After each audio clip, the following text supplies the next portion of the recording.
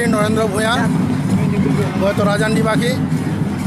আমি আমাৰ এই অঞ্চলটোত তৰাজান ঢেকিয়াজুলি চাহ বাগিচা অঞ্চলটোত আমি দেখাৰ আগত আমাৰ সাংস্কৃতিক জগতখন আমি অলপ টনকিয়াল পাইছিলোঁ, আমি দুৰ্বল পাইছিলোঁ। গতিকে আমি 2018 চনত আমি এটা সাংস্কৃতিক গোট গঠন কৰিছিলোঁ আৰু এই 18 চনত গঠন কৰি এই চেষ্টা কৰি আমি কেনেধৰণে আমাৰ সমাজখনক সাংস্কৃতিক ক্ষেত্ৰত যে আগুৱাই নিব পাৰি বা দেখুৱাবলৈ আমি উঠি অহা নতুন প্ৰজন্মসকলক কেনেধৰণে আমি দেখুৱাব পাৰোঁ আগৰ যি আমাৰ কলা সংস্কৃতিবিলাক আমি পুনৰ জীৱিত কৰিব পাৰিম।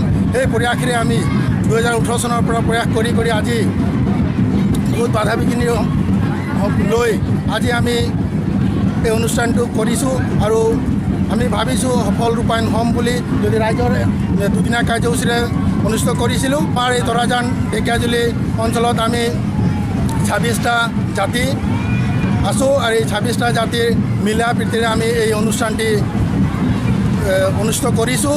আমাৰ এই জনগোষ্ঠীটো ইয়াত থকা জনগোষ্ঠী হৈছে ৰাজপুত, গড়, হালোৱা, বৰাইক, কেৱট, ভূঞা, পণ্ডিত পাইক, গড়াইত, মাহিলি, গোৱালা, কৰ্মকাৰ, লোহাৰ, নাইক, খাচী, ওৰাং, মুণ্ডা, সাঁওতালি, পাউৰি, জয়পুৰীয়া, ভত্ৰা।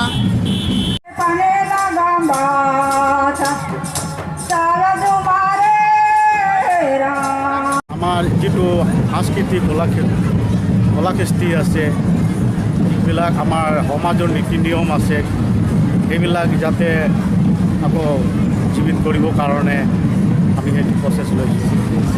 আৰু ইয়াৰলৈ আমাৰ 26টা জাতিৰ যিবিলাক নীতি নিয়ম আছে, সিহঁতি চবেই সেইবিলাক নিজে প্ৰদৰ্শনী কৰিলে, নৃত্য কৰিলে।